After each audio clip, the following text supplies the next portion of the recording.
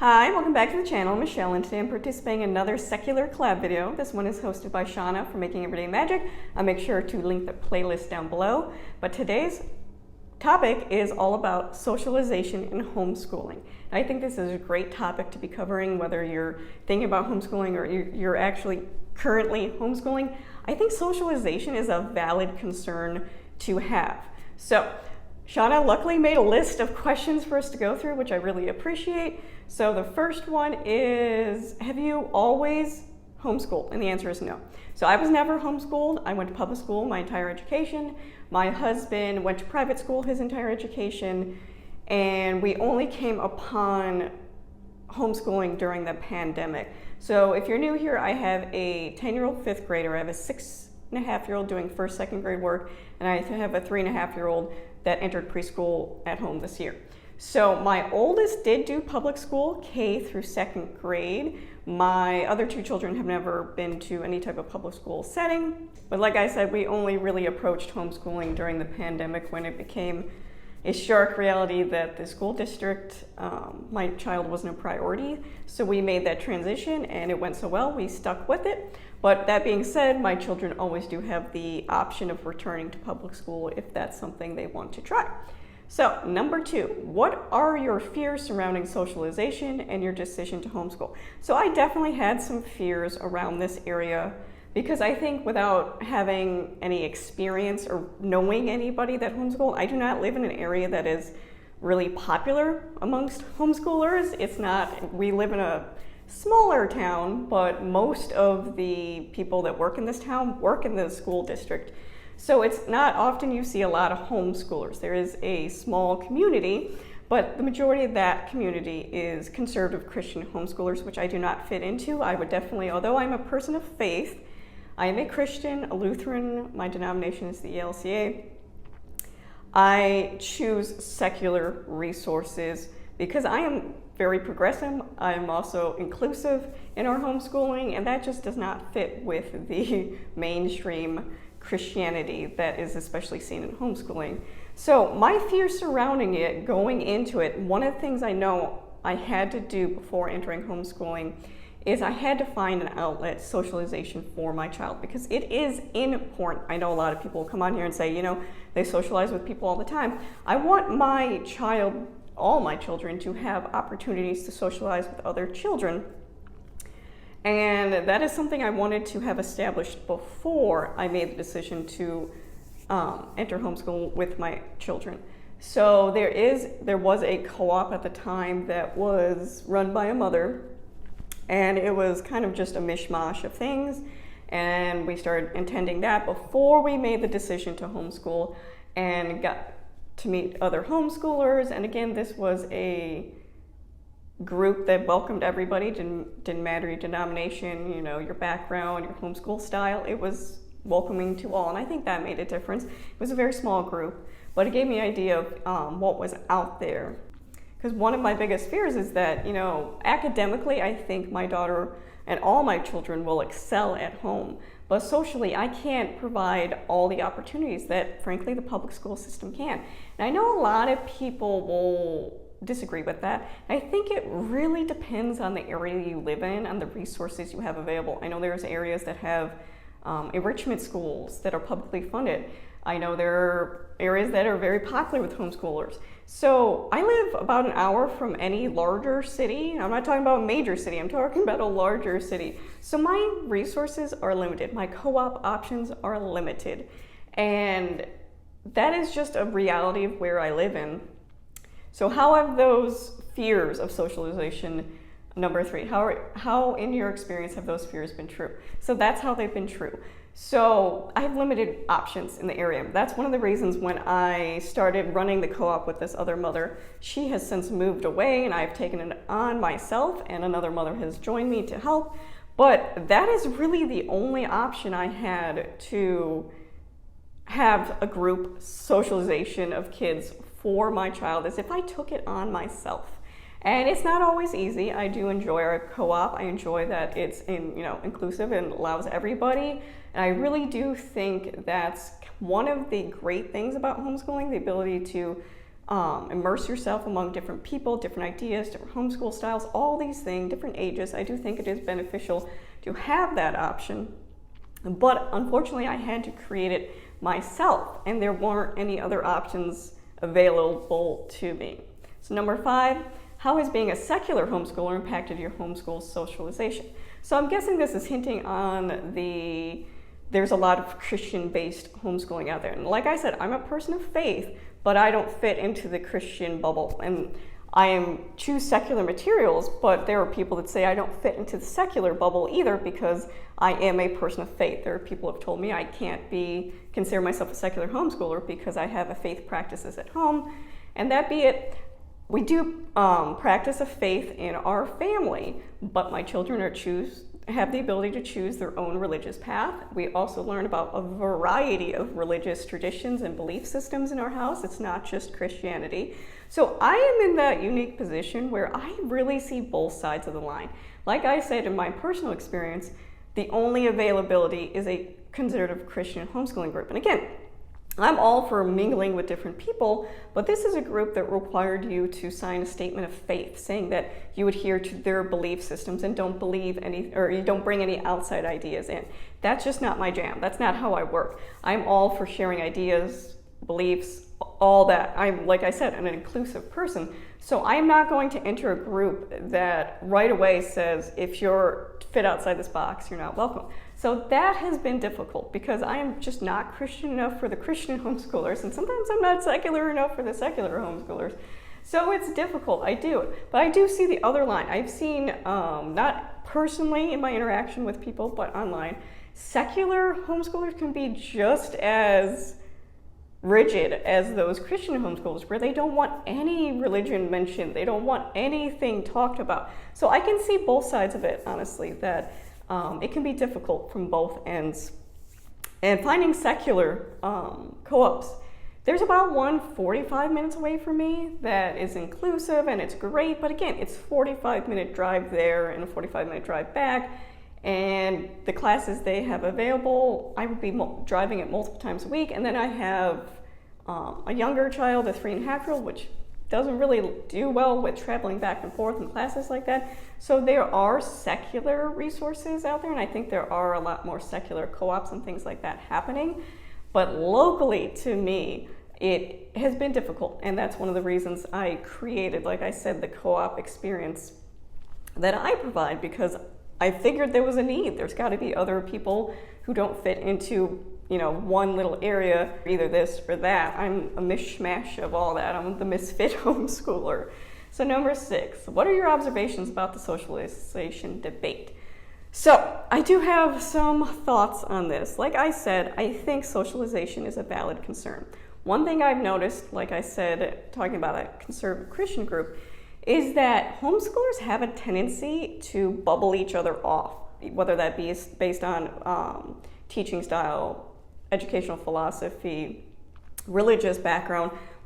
There's this tendency to group each other into this is what we do and everyone around us does the same thing or everyone around us believes the same thing. I don't think we grow from environments where we're surrounded by people that think, look, act exactly like us. So I think that is a hindrance that I've seen in the homeschooling community, that there's this idea that you need to be completely secular or you can't be allowed in this group, or you have to be conservative Christian to be a Christian homeschooler.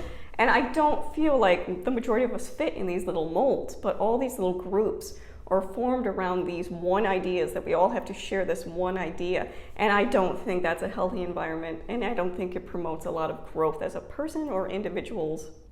But when it comes to socialization, I do think it's a thing. Like, so for example, my oldest is 10, and the activities she chooses to do don't really involve a lot of her peers. So she chooses her activities horseback riding. And she's a child that's naturally introverted, but really likes being surrounded by people, if that makes sense. So she's a very quiet, timid child, but likes to be in an environment with people. So horseback riding doesn't give you the opportunity to be amongst a bunch of kids because it's you, the horse, the instructor. It's usually a one-on-one lesson type thing. Now she does do things like horse book club during the summer, which again has more of her peer group in it. I think it's a group of 5 or 6 girls around her age. So that's an opportunity. And then we do have opportunities for library programming and things like that. But the problem I have noticed, again, in my particular area, is there's not a lot of opportunities for older children. So like I said, my daughter's 10 in 5th grade, and that seems to be a really big drop off in the homeschooling community, at least by me. Most people send their kids around me back to public school and middle school and high school. There aren't a lot of groups that have middle school and high school students attending. It seems like homeschooling is very popular in the lower and maybe a little bit of upper elementary, but once you hit middle school and high school, people just kind of send them back to public school or private school, whatever route they go. So I'm having the difficulty of finding kids my daughter's age that she can relate to. And I do think it's important that they do have a peer group that's around their age, because the majority of kids in our co-op are probably 8 and younger. And is there a big difference between an 8 and a 10-year-old? No, that's 2 years. But you also need to keep in mind the things that a 10, 11, 12-year-old girl especially is going through, or boy, is different than what a 6, 7, 8-year-old is going through. You know, puberty, these changes, physically and emotionally, those middle school years and beginning high school years are very full of a lot of big emotions, and physically you're changing dramatically. And having a friend group that can relate to that, I think, is really beneficial, and something I am personally struggling with finding for my daughter, because again, most of her friend group are younger than her by a couple years. So she's in that in between where she's not old enough to really hang out with the 13-year-olds, but she's too old to really relate to the 8-year-olds. So that is something I am struggling with, and something I've noticed personally in our area, that there's a drop-off in older kids, and it's hard to find social outlets for them that isn't, as my oldest calls it, babyish or little kiddish, because she's starting to notice those things that, in our co-op, we have a lot of 8 and younger, and she's getting to that point where she wants more of her peer group. So number 7, what do you do to make sure your kids get social time? So I've talked about that. Mainly, I've helped run and create a co-op. That is the only outlet that's available for my kids. My kids do participate in activities, so my 6-year-old does gymnastics. But again, with sports that are seasonal like that, it's hard to make those long-term friendships because classes change. So my 6-year-old does it by semester, and each semester the classes change and the teachers change and the students change. So it's really hard to actually make those long-term connections. And same with my 3-year-old, he does the preschool library program, and there are kids his age there, but it's not an opportunity to really dive into deeper relationships. So if I didn't run this co-op, my kids wouldn't have an outlet for socialization, and that's unfortunate. And it is a lot of effort on my part, and it's a lot of planning, and it's another thing I take on, but it's really the only outlet my kids will have for socialization.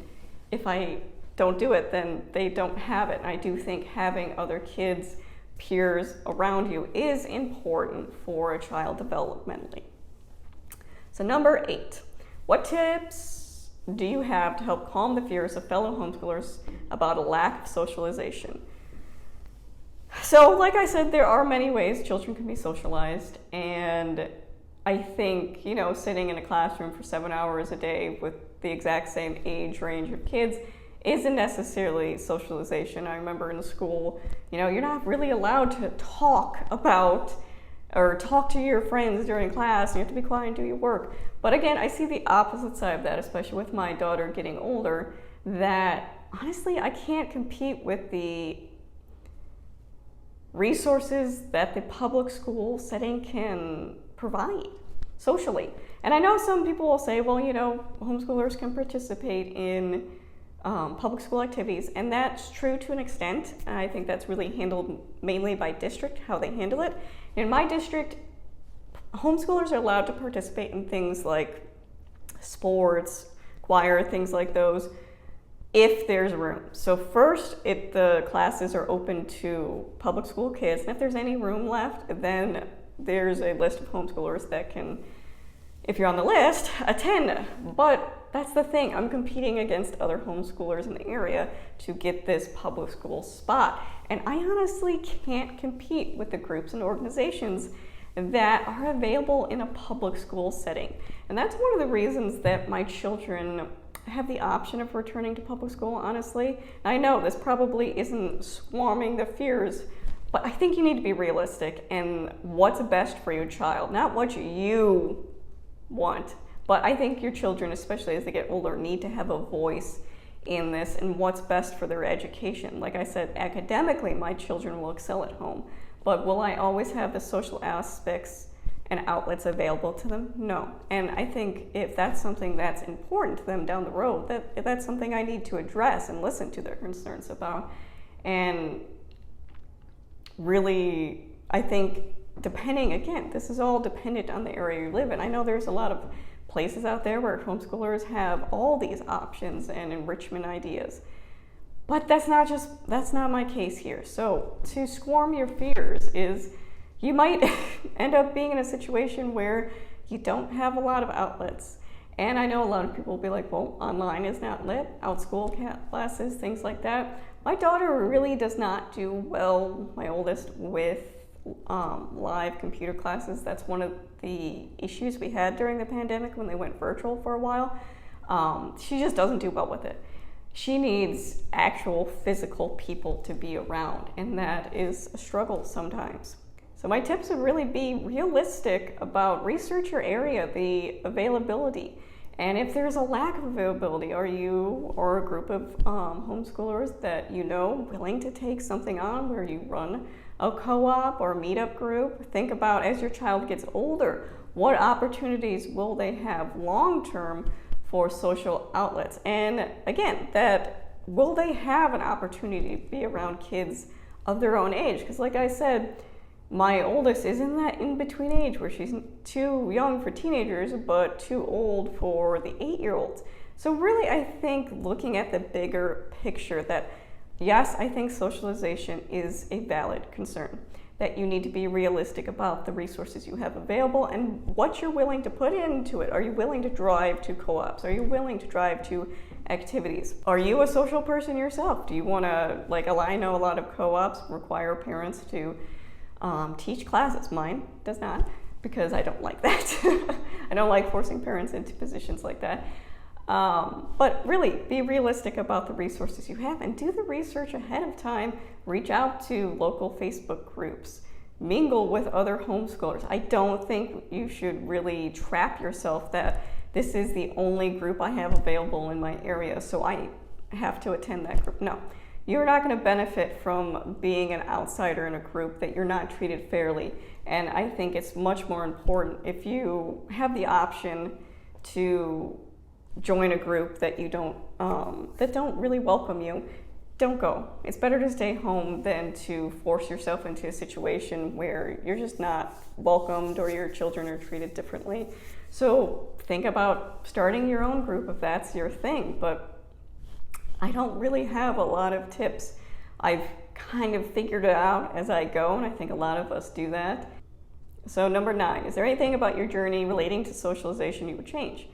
So I don't think I would. Like I said, out of necessity, this co-op was created to help those misfit homeschoolers that didn't fit into particular bubbles of people, and it has grown greatly over the years. For some reason, this past school year, it's grown from like a couple families to a lot more families. But again, it's that lower age range. I think a lot of parents are testing out the waters of homeschooling in lower elementary, but a lot of them aren't sticking when it comes to upper elementary, middle school, and high school. So that's the problem I'm in right now.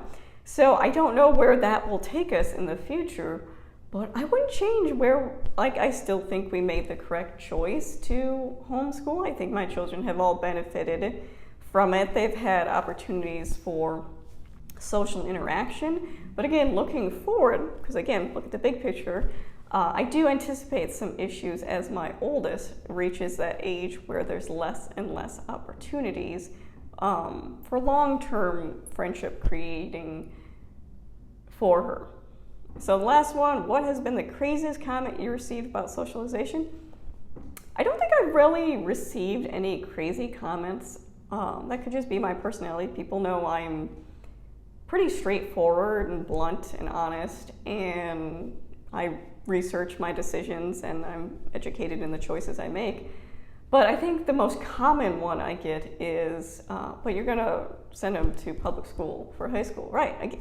Again, I think that's a pretty typical thing that a lot of people test out the waters of homeschooling, but for high school, they send them to public school. And again, I have absolutely no problem if my children decide they want to try public school.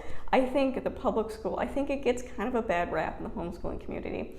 I think there's both positive and negatives to homeschooling, positive and negatives to public school. And again, that's really dependent on the area you live in. Like the public school in my area, I'm not very impressed with, but for example, my father-in-law is a public school teacher, high school teacher, and he's been one for over 30 years. He works at a high school that's ranked in the top 10 of the entire country. The resources that school has, the classes, the group opportunities, it's amazing the things that this school has. So I really do think it's dependent on the area you live in, on the resources you have available. And I hope as homeschooling becomes more a popular choice, I guess, those resources will open up and there'll be more of a pull for it. But really the only common question I get is, well, in high school you do plan on sending them back. And it could be, I don't know, we'll see. I definitely take each homeschooling year every year. I do have a long-term plan in case, I do have for my 10-year-old, a middle school plan and a high school plan starting. Just because I'm a planner, I need to know where we're going, especially for certain classes to line up correctly. But I'm completely fine if they want to go back to public school and try that out. Either way, I think we will do what we can and make the best choices that both my child and I can agree upon. So that's kind of where I land on the socialization debate. I think, again, I'm somewhere in the middle where I see the benefits of homeschooling, but I can also verify and validate the lack of resources for homeschoolers in certain areas. So if you have any specific questions about anything I talked about, leave them in the comments below. Make sure you check out the playlist. I'm excited to see how everyone else deals with the socialization and how that is in their areas. I think this is a wonderful opportunity to hear different perspectives in different areas because, like I said, socialization, a lot of it can be based on your area. So I think hearing multiple perspectives on this is a great idea. So again, check out that playlist. And as always, thank you for watching.